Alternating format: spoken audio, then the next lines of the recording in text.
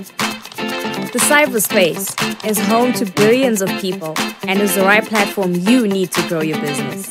The Center for Innovation and Technology is offering you a golden opportunity to speak directly to your market at an affordable price. We also offer media training workshops, live streaming, documentary production, and events management. Get in touch with us today on the following numbers: +263 867 711 0290 or 0718 100 235. Don't forget to subscribe to our social media platforms. Like our Facebook page, Center for Innovation and Technology. Follow us on Twitter @SiteZW. And you can also check out our website, www.site.org.zw. You can also visit our offices at 45 Moffat Avenue, Hillside, Bulawayo. Take advantage of this opportunity to expand your business.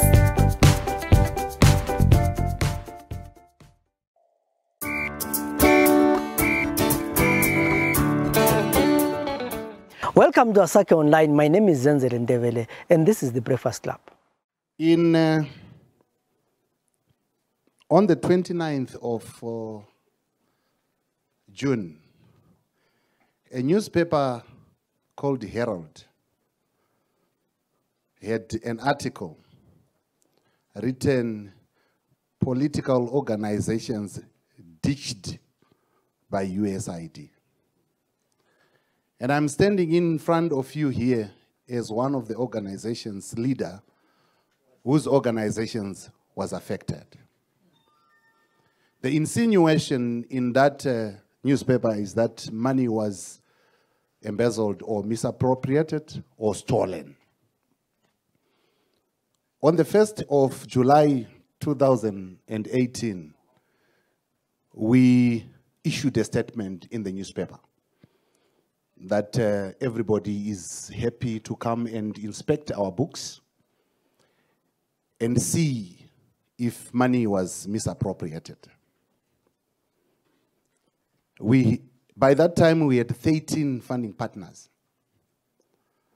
And I can assure you that all of them came to look if their funds were safe.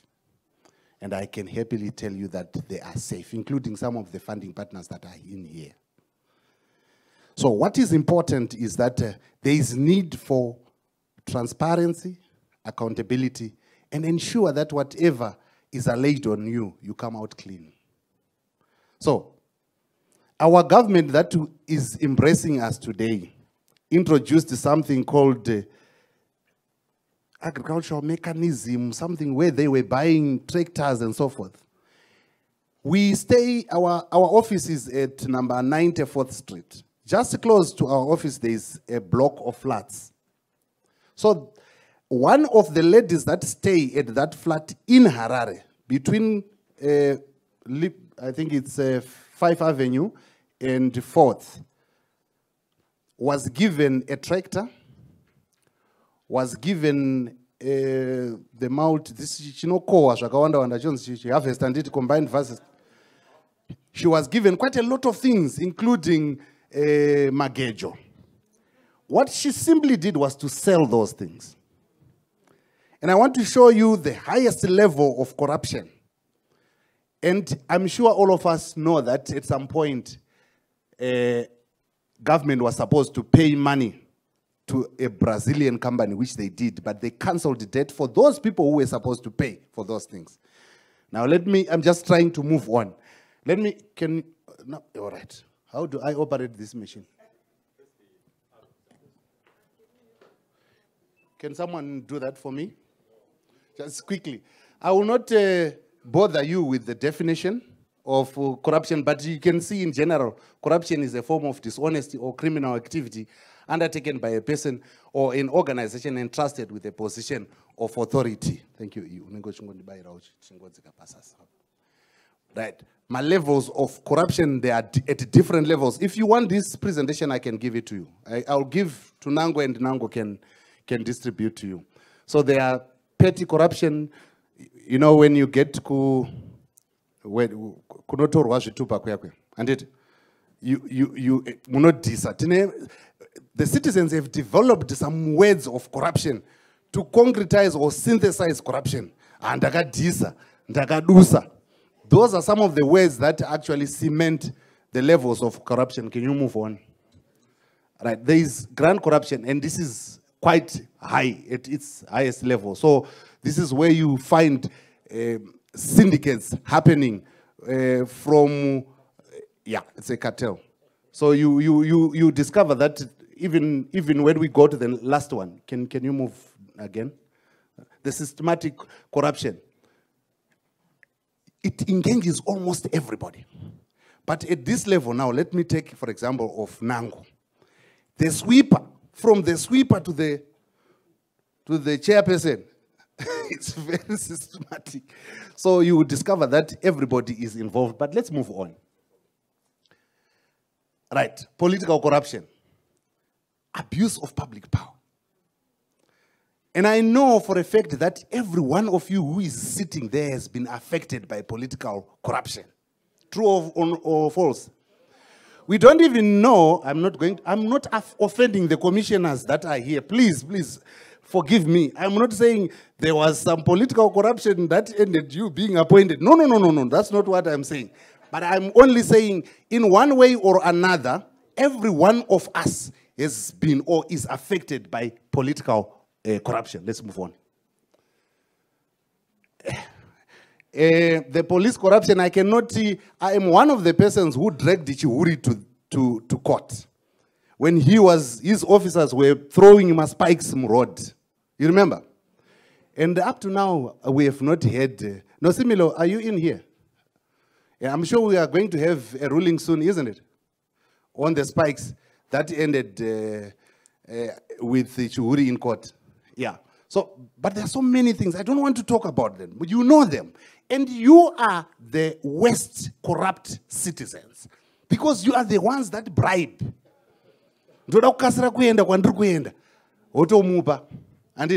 Okay, let's move on. Right.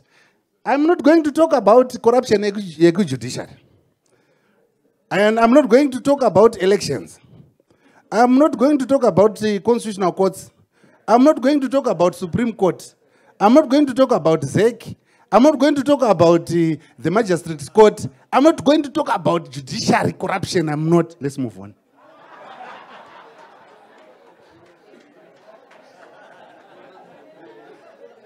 Now, when you go to the public service, I mean, it's worse. I will give you this. You enjoy reading this. I think I took my time. But look, if you go to Paboda, those guys that board my buses are in South Africa, you actually know that your things are safe when you get into a certain bus. Because true or false? I'm not going to talk about that. Let's move on. Zimra, tax administration. I will not talk about that. But you know for a fact that that corruption is actually within our DNA. I will not talk about how some certain people were dismissed from Zimra. I will not talk about that. Okay, let's move on. But diamonds, natural resources. The chairperson said they were in shares, one did it. And, okay, I will not talk about that. Because I know, I've been in jail before, so I know how bad it is. And I'm sure there are certain people who are taking notes. But let's move on. I've come to where I want. Civil society, because I am part of civil society. Now, this I will take time, a bit, 3 minutes. Okay, thank you so much. The open facts of the civil society organizations found a hegemony syndrome, chunjangu. And most of us in here, fortunately, I'm just an employee of Zimrights. I did not find Zimrights. It was founded by other people. I'm just a worker. But some of you founded organizations. You don't want to let it go. Chunjako. Ndopanotangira nyaya. Family organization kubva kuna baba kusvika kuna muzukuru. Hakuna munhu ari kusenza Yeah, and I will not talk about that. Then you might have weak policies or good policies. Kana chiri chinhu chako, you will not observe that. True or false? I'm not referring to you, Pastor. All right. Pastor was saying, I'm not referring to you. No, not at all. Then, I will not talk. Friendship, partnership at board level. Garamangu mu board, indikoso garau kwako board. You are very aware that there are certain people who actually sit in your board, and you also go and sit in their board. But I will not talk about it. Then I move on to say, situation yedu mu Zimbabwe yakaita kuti tishike paku abuse the human rights situation in Zimbabwe in order for us to siphon from the donors. So at the moment, munhu anogona kunyepera kuti ndakuvunika gumbo asina kuvunika in order for them to benefit.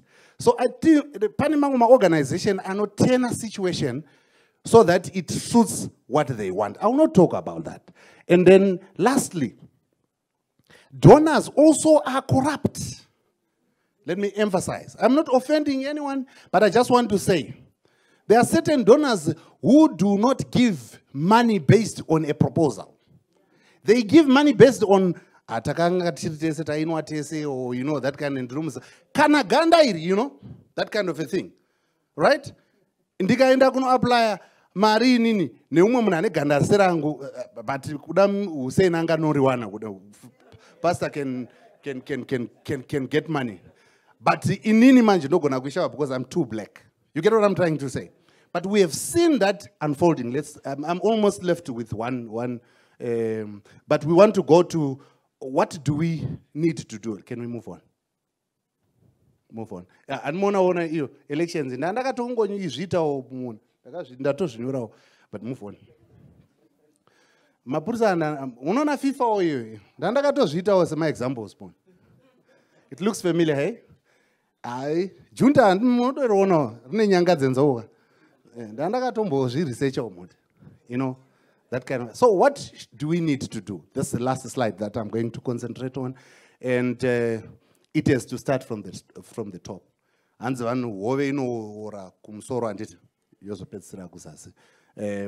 then we need to end impunity, reform public administration and finance reform public administration and finance management, something like that. I did not write properly there. Then promote transparency and access to information, empower citizens, close international loopholes. Civil society should walk the talk, and rule of law should apply to everyone. If kana machisa akadya mari ya dona ngasungwe. Thank you. In 1988, I was 2 by then. Ibo Mandaza wrote that the long years of detention became a license for primitive accumulation by the political class in Zimbabwe. That was 1988, and Ibo Mandaza's words now are being fulfilled. So since November 2017, we have seen the new establishment on a rampage to arrest people who have been arrested. So there's Super Mandwanzira, there's Ignatius Chombo, there's Makosini Tlongwani, there's Minister Ondenge, there's Chivai. It's a catch and release. They've been arresting and releasing them. So it's a catch and release game. So this is the policy response to the problem of corruption by the government of Zimbabwe. But as Machisa rightly put it, I think the nexus of corruption that we relate to as citizens, the first thing is about political corruption. We have seen scandals since 1988 or 1980 up to the most recent ZimDev scandal. All these scandals, they show the nature in which corruption is closely linked to the reproduction of political power in Zimbabwe, and I'll explain how. So the first thing, we're told that Jonathan Moyo embezzled money and he financed the 1 Million Men March. So that was to buy political power, reproduction of political power. We are told that there are cartels, the Queen Bee, the fuel issue, that are aligned to a certain faction within the ruling party. So the grand political corruption in Zimbabwe, yes, in a way, morally justified petty level corruption. When citizens bribe, they bribe because Mashefa Rukubao. So there is a relationship between grand political corruption, which manifests through scandals, and petty level corruption. So Mukoma Machisa said something. You said that people do bribe. People do bribe to survive.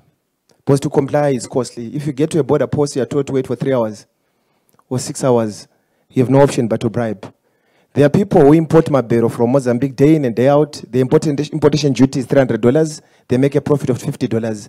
So they are left without an option but to bribe $5. So it's actually cheaper to bribe in Zimbabwe than not to bribe. So this is a country where people bribe to safeguard their livelihood. And I'll explain why. So if 95% of your population outside formal employment in the Kukiakia economy, they are selling in First Street, they are selling Mabero, they are importing motor vehicle parts from Japan. So they bribe to ensure and protect their livelihood. In as much as a civil society organization would pay 5% to a donor to receive fund. So people bribe to survive in Zimbabwe. There's a survival element to the problem of corruption. Number two, so if people do bribe, and if you go to gender, we did a study and we noted that about 75% of men would bribe and only 15% of women do bribe. It doesn't mean women don't bribe, but when they bribe using the non-conventional way. That is, they bribe through what?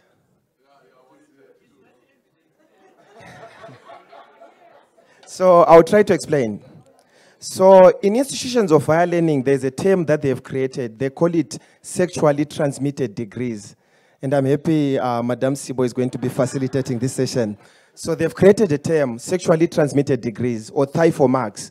When people do bribe using sex as a currency to get a service, but there are structural disincentives that limit women from reporting. And one, you are married. Yes, you are cross-border trader. If you disclose, the husband will divorce you. Two, the reporting institution is a masculine face. When I was in Form 4, I did a set book called Minister Muno. You know the set book. For the old timers, they will remember a song by Paul Mataviri, Kana Oshida Baso Rutanga Wandida. We've seen cases like that where there is gendered corruption within public institutions. We have seen cases where women will not come out. I think we did a documentary in Chisumbanje where this lady had to pay a bribe in the form of sex to get a 0.5 hectare of land. But they won't report because you stigmatize them. If you report, if you got a job through trading sex, the next thing you lose a job. So it becomes double tragedy. You lose a job and you have been victimized sexually. So I think when we debate about corruption, we also need to talk about the structural disincentives that limit women from reporting gendered corruption. Why would men opt to bribe financially? They have access to capital, so they'll pay a bribe. You bribe to get a piece of stand. So what it then means is that in terms of access to key resources, if women choose not to bribe sexually, they are denied access to key enabling resources. So let's go on. I think we noted that bribery is the most common form of corruption in Zimbabwe, and I'll do a simple survey. What terms do you use when you're bribing? Kudiza, kugura, kukata, kutonyora. Number 11, choko momwe, ye drink. So there are a plethora of terms that, that we use as Zimbabweans. I think the worst of it, if you've been in a combi, you come across a roadblock. What does the driver do? The driver disembarks, he greets a policeman, they don't talk. In that exchange, he exchanges money. So we've even created non-verbal communication to accommodate bribery. So bribery shows something about the way the regulatory framework is structured. People do bribe because to comply is costly. So the policeman will tell you that I will calculate the offenses that your car has, and you choose what you want to do, to bribe or not to. So bribery then shows that the cost of compliance in Zimbabwe is high. But this is the impact on the economy. So for every $5 that someone chooses to pay to a policeman or policewoman, the nation is being prejudiced of potential fiscal revenue. So in as much as we might focus on grand political corruption, we do not need to underestimate the impact of petty level corruption. And I think it's quite easy. It's out there in the open. Taxi compliance rate in Zimbabwe is 30%. Only 30% of people are likely willing to pay tax. If not the 2% tax, because you don't have an option. If there was an option, no one would be paying that. Okay, so how has government responded to the problem of corruption? Government response has been that of managing corruption, not preventing it. How do they manage? They arrest, they release. Two, they create an agency. So now there's a National Prosecuting Authority, and there's the Special Anti-Corruption Prosecuting Authority under the Office of the President. Two, government creates mandatory declaration of assets, but we are told that those who are going to declare, they'll just push an envelope underneath a door of a certain minister. That's how people are going to declare. So in Rwanda, there was a time when people declared that way, and one minister declared things he didn't own in anticipation that in 5 years to come, he would have looted enough. So that is the challenge when you come to Zim on government's policy response to corruption. It is about managing corruption and not preventing. And okay, 2 minutes. So thank you, Machisa, for laying the ground. How do we then prevent corruption in Zimbabwe? TI believes that the long-term solution to the problem of corruption is a national anti-corruption strategy. We have enough institutions, but they are not coordinated. We have Anti-Corruption Commission, we have NPA, we have the Special Unit, we have the Office of the President, but none of them are coordinated. They don't complement each other. So what then happens is that Zimbabwe Anti-Corruption Commission investigates, the police arrest, NPA takes to prosecution, then the court will release. Because there's no complementarity in the anti-corruption chain. So that's one problem. 2, the framework is not monitored. The chief speaker to the office of the president told us about mandatory declaration of assets, but we don't know who declared up to date because there's no communication framework. 3, the problem lies with our politics, where the political factions within a party, they exploit natural resources to finance their factions. So I will put a conclusion by explaining this. So in Marange, we were told that $15 billion was looted. It became an excuse enough to kick out the Chinese. So the Chinese were kicked out. Then we created a company called Zimbabwe Consolidated Diamond Company. It was a private company until now, when it was changed. Now it's a subsidiary under ZMDC. What it meant was that it seems as if the G40 had created that company so that they will finance their faction. When they lost the power, the ZCDC was kicked out. Now the Chinese are back at Marange. So corruption in Zimbabwe, I think the starting point is the reproduction of political power in Zimbabwe. If you go to millions today and ask people who does buy diamond or gold, they'll tell you a name of a political actor. So corruption, if you talk about Zisco steel scandal, okay, let's talk about the salary gate scandal. Jonathan Moyo exposed the Cuthbert Dube because he was a financier to the Gamatux faction. He exposed Epson Mchechere because he was a financier to the Gamatux faction. So allow me then to conclude on urban land governance. So what the party or the system has done now in Zimbabwe is realized that the potential value of land is a political currency. So you grab land from local authority, you should be a land baron. Once you do that, you allocate land to people who are going to vote for you come election time, an element of gerrymandering. So you create a constituency, you call it Harare South, you call it Caledonia. Those people will get that land. When election time comes, they will vote for the person who gave them land. So this is subtle, complex form of corruption that ensures the survival and hegemony of a certain political party in Zimbabwe. So this is where corruption is, and I close on that note. My presentation is going to be based on 3 gender-related findings and ideas. One is the World Bank study, Corruption and Women in Government, which concludes that there is a higher rate of participation in corruption within males than females. What it then means is, for the females, they have a higher ethical behavior and appear to be more concerned on common goal and common good. That's number one. The second one is the survey conducted in Georgina, which brings out that, Farai spoke to that one, but I'll just expand on it, that women managed organizations, or the women themselves, are engaged in corruption in about for approximately about 5%, as compared to 11% men being engaged in corruption. So what it means is women-led businesses are less likely to engage in corruption. Then the third one is the fact that while women are less involved in corruption themselves, they are more disadvantaged in terms of the effects of corruption and the consequences of a corrupt system. And I will go into that to say, how are women then affected by corruption? On a bigger scale, corruption reduces the national budget. And you know what happens when the national budget is reduced? Who gets less? It's the woman. It's the Minister of Women Affairs. It's the women-led organizations, women's organizations. If we're talking of civil society organizations, it's the health system that is affected. When the health system is affected, who is affected most? It's the woman.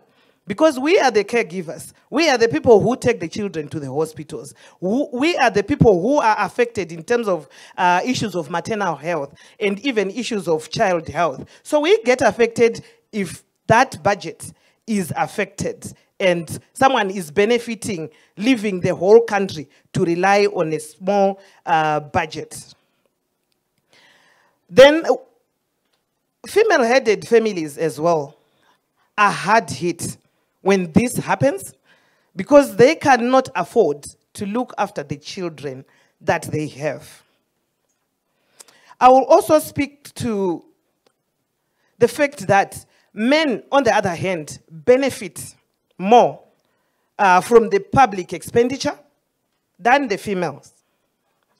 So we are talking about the general allocation of the resources that we have.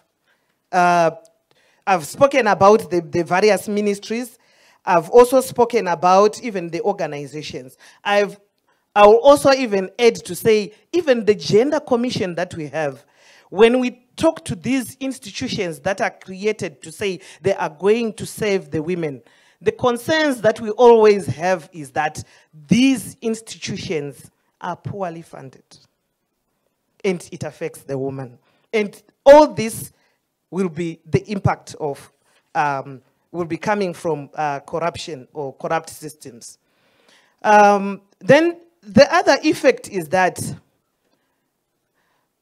the legal systems that we have are very expensive. When we go to access legal services, the figures that come up to support the service that you are going to get are just ridiculous. And when women then go to those spaces to access those, they can't. And these are the spaces where we have lots of corruption happening. And women are affected because they don't have the money to be bribing. So if a woman then is exposed to an issue against a man, who is likely to win the case? It's because of corruption. I will not talk, but it will be because of corruption. Then even if you look at issues to do with inheritance, related to the legal frameworks that I was talking about, issues to do with ownership of properties, land, houses, even financial dependence itself, it has serious negative effects on women. Because if we go to, for example, when the land was being distributed or was being grabbed or was whatever was happening, but the result was someone owning pieces of land. How many women have pieces of land?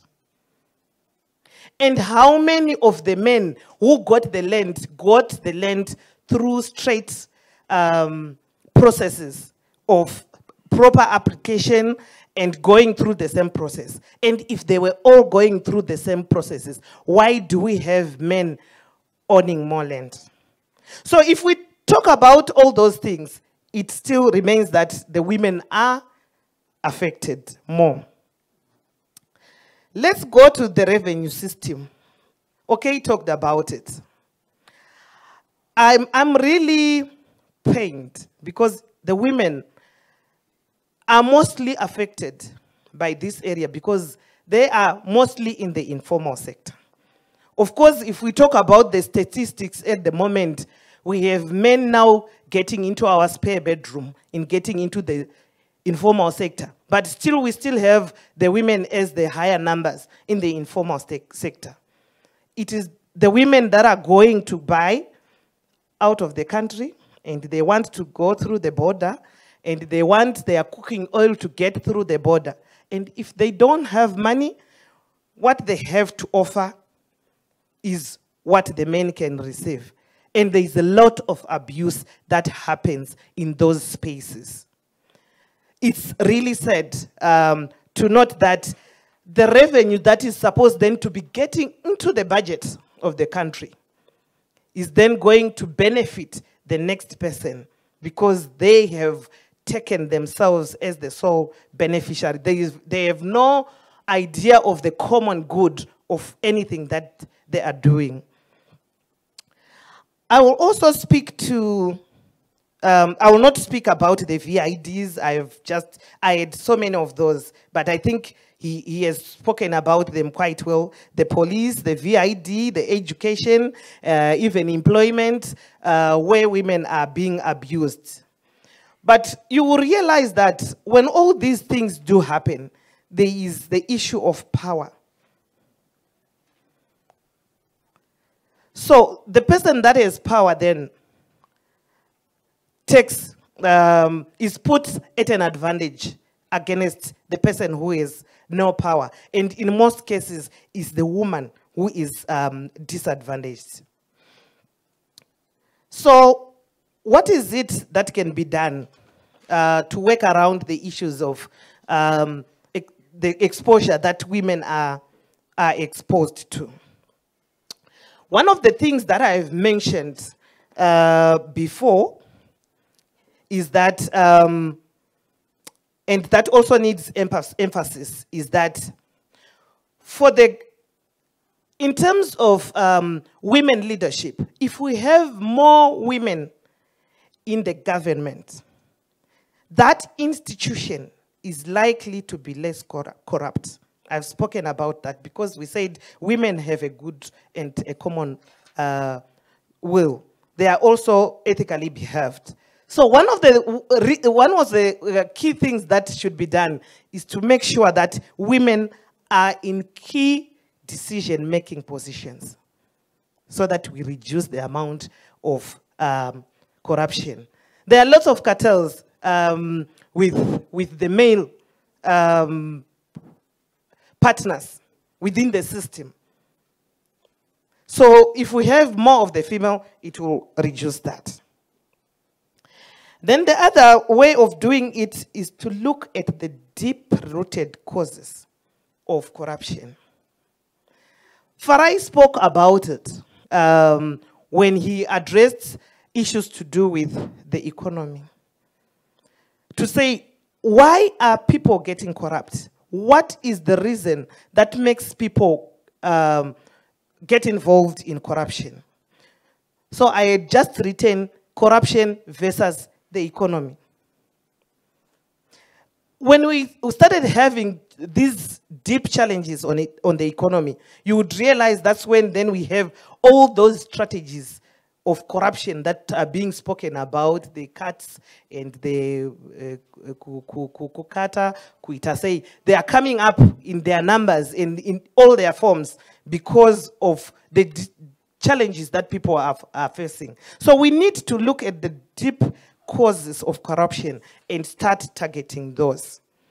I also note that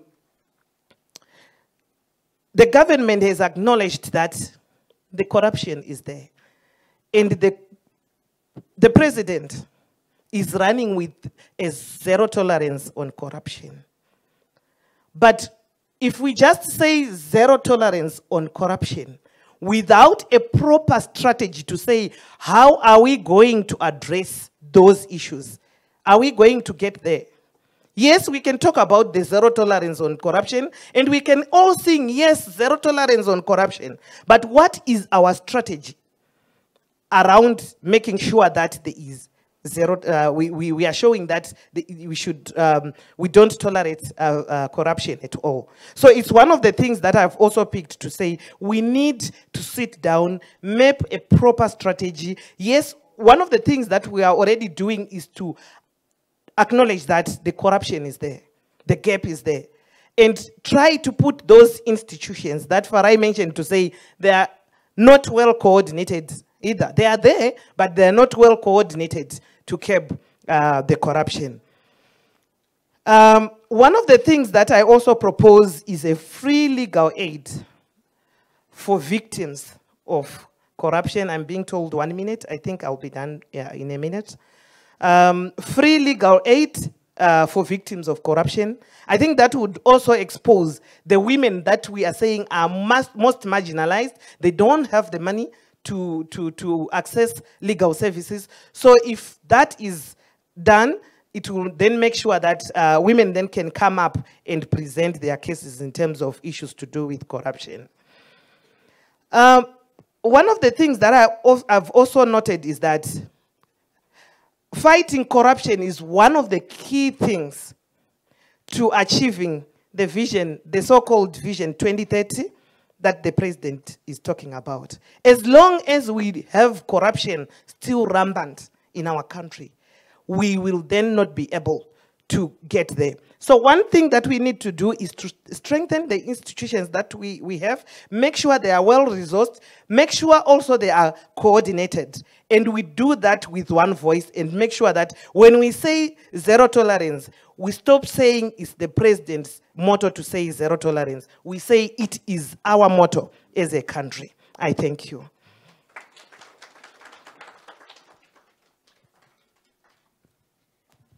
Thanks, Ronica.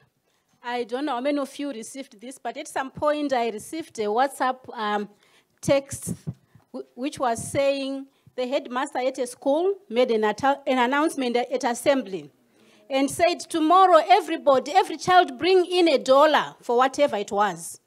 And the child went home and said, Mom, the headmaster said we should bring $2 to school. And then the mom said to the dad, because the dad is the peso holder, right? Dad, Tinashe came from school and the headmaster wants $5 for whatever. Shall I say more? I think I shall not say more. Rejoice. Let's talk about the elephant in the room. From this clip itself, let's talk about the elephant in the room with regards to corruption. Thank you very much. Well, I mean, obviously, I'm a bit uncomfortable with the narrative that every time we are talking about corruption, we're like state-centric. I mean, actually, it's natural that we are saying because we voted a government into power, it's an instrument of authority, so they are corrupt. And we're a bunch of nice angels floating around in white wings. Look, I may be subjective, but I think my responsibility really, I mean, I'm talking from a stakeholder sponsor viewpoint. I'm saying perhaps if we want to attract more support from our strategic partners, let us look more like we are self-introspecting about corruption, pointing fingers at ourselves to say, what is it that we are doing